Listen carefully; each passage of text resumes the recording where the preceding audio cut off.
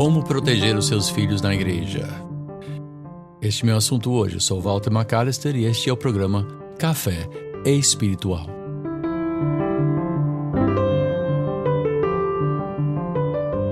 Um dos alvos prediletos do inimigo das nossas almas é a família do pastor. Os seus filhos em particular. Claro que sua esposa também, mas os filhos são os inocentes, são os mais frágeis, são os mais dependentes. E nós temos que tomar algumas providências para que os nossos filhos não sejam vítimas do inimigo ou tampouco das coisas que acontecem na igreja e muito menos nossas próprias vítimas. Sim, porque há pastores que sacrificam os seus filhos no altar da igreja. Não confunda isso com a questão de Abraão sacrificando seu filho, pedindo. Não. Há pessoas que dizem, não, porque filho de pastor é órfão, mulher de pastor é viúva. Eu já falei sobre isso no programa. Não é. Você tem sua primeira congregação, a sua congregação mais importante é a que você tem em casa. Esta é a sua congregação, é a sua mais importante missão, é criar os seus filhos nos caminhos do Senhor. Que quer dizer uma coisa, você tem que ser pastor na igreja e você tem que ser pastor em casa. Não que você não possa ter uma vida particular, uma vida própria. Isso, claro que você tem que ter. Não que você não pode torcer para um time de futebol. Claro que pode torcer pelo seu time de futebol. Mas se você for uma pessoa toda amorosa na igreja, você também tem que ser um homem amoroso em casa. Você não pode chegar em casa e descontar suas frustrações em cima da sua família. Absolutamente. Você tem que ser um homem íntegro, que quer dizer que a sua espiritualidade e o seu sacerdócio têm que adentrar a sua própria casa. E quando você falha com os seus filhos, você tem que dizer, filhos, eu falhei, me perdoe. Você não pode tratar eles como sua propriedade. Você não pode tratá-los como coisas que Deus te deu para seu prazer. Não, você tem uma responsabilidade. Filhos não existem para nos entreter, ou para nos dar prazer, ou para nos realizar. Nós temos a mordomia dos nossos filhos, nós temos que cuidar dos nossos filhos e nós vamos ter que prestar contas a Deus por eles, assim como nós prestaremos contas a Deus pela nossa igreja.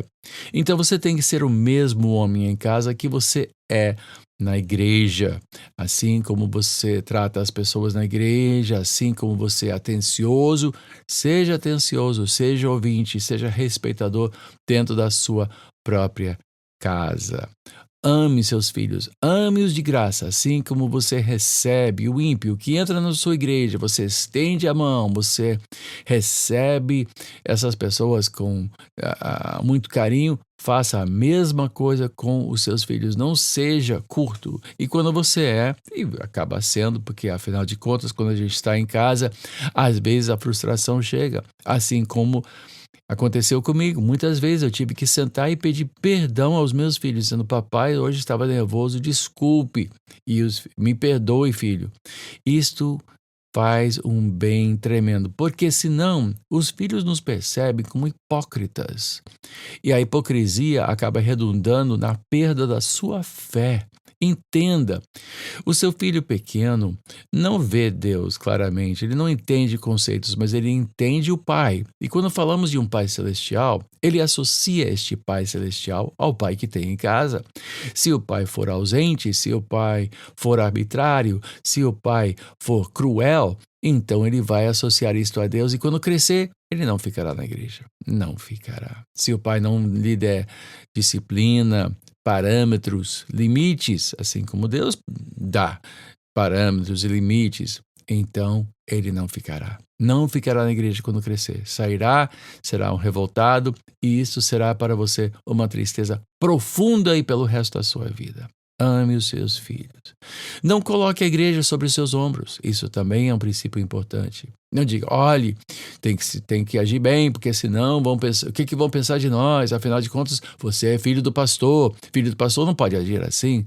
Se esse filho tiver que carregar esse peso nos ombros, meu Deus do céu, Isso é terrível. Não que você tem que esconder as coisas do seu filho. Não, você não tem que...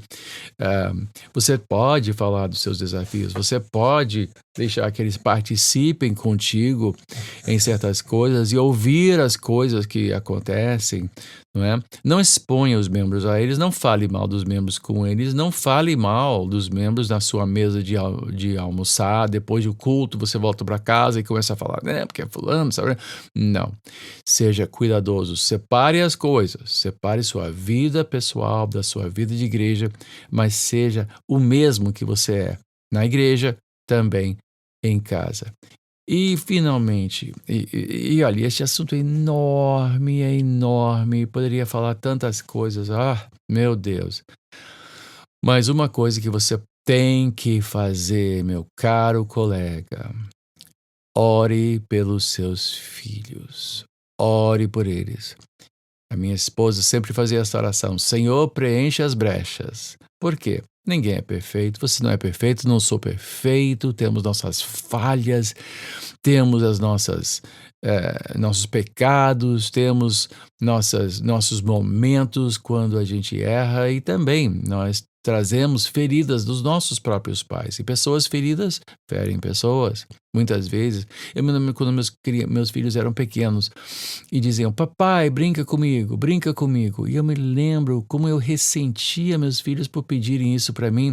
Por quê? Porque meu pai não brincava comigo. Eu tive um pai, um homem de Deus, mas um homem muito ausente. Ele tinha que viajar muito, voltava muito dos Estados Unidos para levantar fundos para fazer a missão e trazia, né, sustento missionário. E eu não tenho muitas lembranças do meu pai como uma criança. Não tenho muitas memórias do meu pai. Então, quando meus filhos diziam, papai, brinca comigo, eu ficava ressentido deles. Eu tive que tratar isso. Tem muitos pastores que precisavam mesmo fazer análise, precisavam fazer um aconselhamento até com um psicólogo, porque muitos de nós carregamos no nosso peito traumas e dificuldades e insuficiências, mas acima de tudo, mais do que ser uma pessoa bem analisada, bem resolvida, né, é ser uma pessoa de oração. Precisamos que Deus nos ajude. Precisamos de oração. Nossos filhos precisam da nossa oração. Ore por eles. Bom, este programa, este podcast, como já falei tantas vezes, é feito para pastores, para seminaristas e para as suas famílias. Eu volto a oferecer o meu endereço de e-mail, caso você precise de fazer algum contato, é podcast.caféespiritual, uma palavra só, @gmail.com, ou pode entrar na minha página do Facebook, Walter Robert McAllister Jr. Bom, este é meu assunto hoje, eu acho que é só, vamos dizer, arranhando a superfície, mas eu volto toda segunda e quinta com mais uma edição. Até então, me despeço desejando que Deus te abençoe, rica e abundantemente.